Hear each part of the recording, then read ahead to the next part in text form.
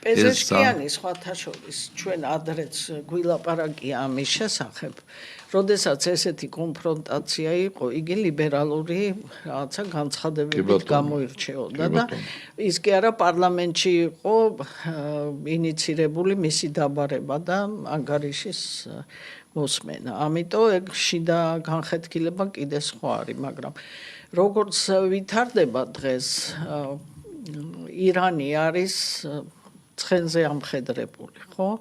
იგი ძალიან გაძლიერებული გამოვიდა და სხვათა შორის მინდა გითხრათ, რომ აი არადასავლური რეგიონის ქვეყნებისთვის ეს გახდა სამაგალითო ქვეყანა და მათაც ჩაესახათ იმედი იმის შესახებ, რომ დასავლეთი არ არის დაუმარცხებელი. ამიტომ ირანი შეიძლება სუპერ სახელმწიფოდ გადაიქცეს გამომდინარე თავისი გეოგრაფიული მდებარეობით, მოსახლეობის ზრდით, ხო, ძალიან მაღალი დონის ტექნოლოგიებით.